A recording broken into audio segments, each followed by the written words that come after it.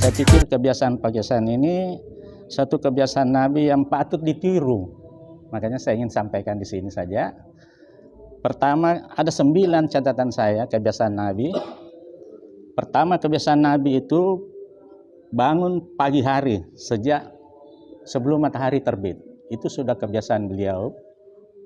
Pagi-pagi dia sudah bangun. Ya tentunya untuk salat dan seterusnya. Kemudian ada juga kebiasaan beliau itu makan secukupnya saja, secukupnya. Katanya menurut pendapatnya untuk mencegah penyakit dan memberi kesehatan untuk tubuh. Itu kebiasaan Nabi yang ketiga, makan secara perlahan. Karena dengan perlahan itu memperlancar atau membantu pencernaan dengan baik. Itu artinya semua yang dilakukan itu ada hikmahnya. Keempat, makan bersama. Katanya kalau makan bersama itu bisa menghilangkan stres di antara lingkungannya dan bahkan bisa menjadi romantis. Inilah kebiasaan-kebiasaan Nabi yang masih ada lagi kebiasaan Nabi. Jangan minum air langsung. Jadi dia mengharapkan dalam pernapasan itu setidaknya 2 atau 3 kali diminum, tidak kelkol gitu. Nabi tidak menghendaki demikian dan Nabi melakukan tidak begitu, 2 atau 3 kali dalam satu nafas. Itu yang diharapkan Nabi kita. Hal lain, tapi ini spesifik. Nabi mengharapkan makan buah delima.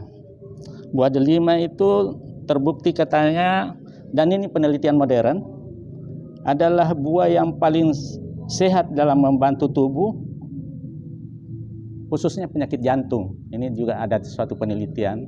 Delima itu ada halnya juga. Yang ketujuh, beliau berpuasa, kebiasaannya berpuasa. Terbukti dengan berpuasanya itu dampak terhadap kesehatannya, menyeimbangkan kadar gula hormon dan stres oksidatif, mengurangi peradangan. Itu menurut beliau. Kedelapan, beliau juga menganjurkan makan kurma. Ya mungkin kebetulan beliau ada di Saudi Arabia sana. Menstabilkan kadar gula darah itu menurut penelitian. Dan ini anjurannya Nabi kita. Olahraga juga, Nabi menganjurkan olahraga. Jadi ini 9 kebiasaan Nabi yang ya mungkin sebagai umat bagus ditiru. Olahraga itu kalau Nabi itu kan olahraga berkuda, panah, dan berenang kalau tidak salah ya. Itulah. Jadi pada kesempatan ini saya hanya menyampaikan karena topiknya adalah kebiasaan. Saya menjurus kepada Nabi kita 9 kebiasaan dan mungkin patut ditiru para umat kita ini. Sekiranya untuk sementara begitu. Terima kasih. Assalamualaikum. Ya, terima kasih atas kesempatan yang diberikan.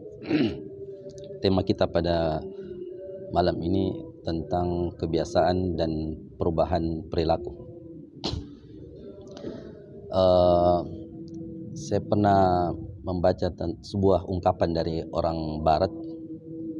Dia mengatakan, saya lupa namanya siapa. Dia mengatakan,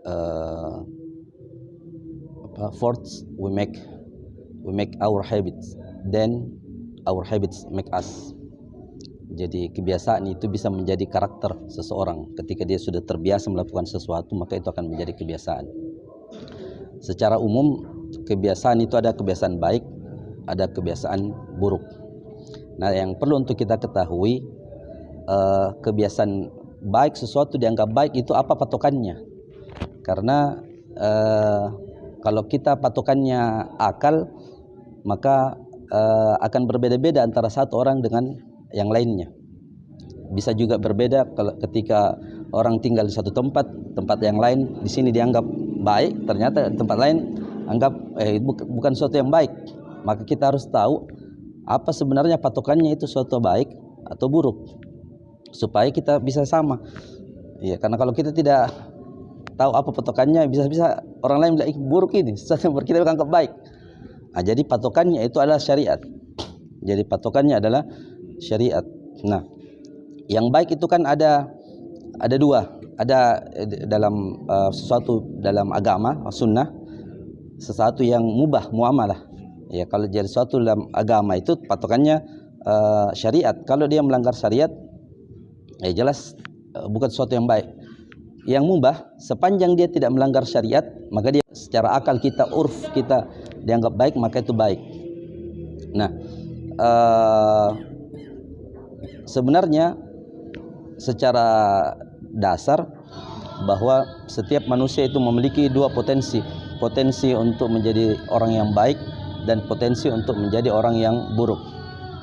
Secara asal potensi kebaikan itu sebenarnya lebih menonjol pada kita daripada potensi keburukan, dan ini disebutkan dalam beberapa hadis Nabi sallallahu alaihi wasallam. Disebutkan dalam hadis Nabi, kata Nabi sallallahu alaihi wasallam, kullu mauludin yuladu alal fitrah. Setiap manusia itu lahir dalam keadaan fitrah. Artinya yang menonjol itu adalah kebaikannya daripada keburukan. Cuma masalahnya daya tarik keburukan itu lebih kuat daripada kebaikan. Iya, makanya keburukan itu lebih mudah untuk diikuti daripada kebaikan. Karena keburukan itu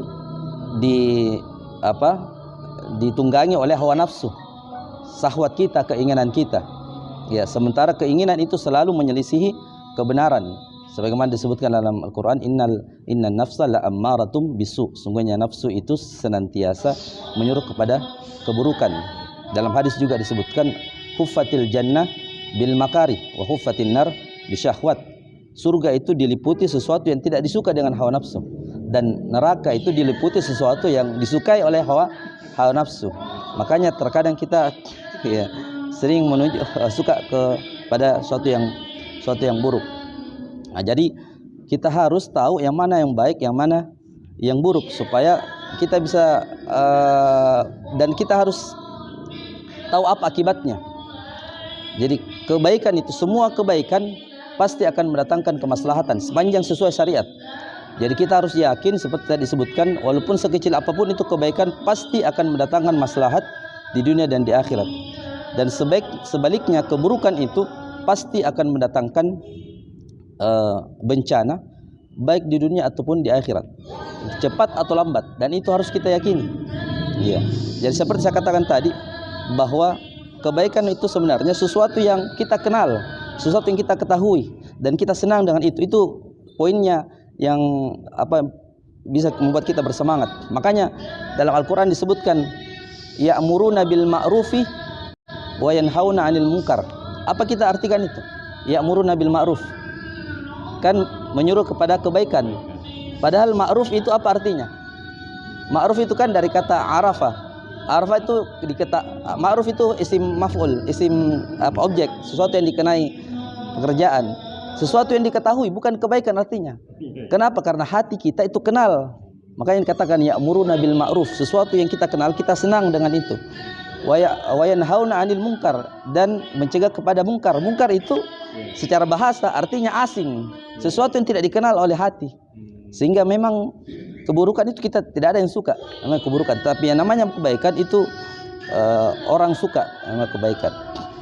Makanya ada dua pertentangan.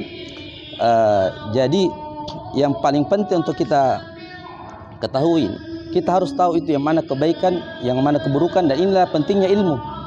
Ya, belajar ilmu agama supaya kita tahu, oh ini benar, ini salah. Karena betapa banyak ada orang yang mengira itu sebuah kebaikan, ternyata bukan kebaikan, keburukan atau kebiasaan-kebiasaan.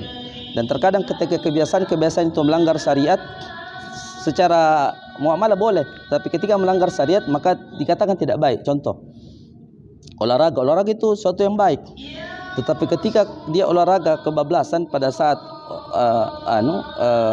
sholat, waktu sholat dia terus olahraga, itu kebiasaan yang awalnya sebenarnya bagus, ya bisa memberikan kesehatan, tetapi ketika dia berolahraga di saat waktu sholat sampai bisa kebablasan waktu sholatnya dan dia lupa waktu sholat, maka ini bisa jadi kebiasaan yang buruk. Terkadang kita lihat baik tapi ternyata buruk. Jadi timbangannya syariat. Bismillahirrahmanirrahim. Alhamdulillahirrabbilalamin. Dialog atau diskusi kita pada malam ini yang mengambil tema kebiasaan dan perubahan perilaku telah disampaikan oleh para jemaah yang terhormat beberapa hal, dan insya Allah hal-hal tersebut akan menjadi pemikiran kita semua dan mudah-mudahan memberi manfaat untuk kita semua. Demikian untuk pada kesempatan ini kami akhiri dialog ini dengan ucapan Alhamdulillahirrabbilalamin. Wassalamualaikum warahmatullahi wabarakatuh.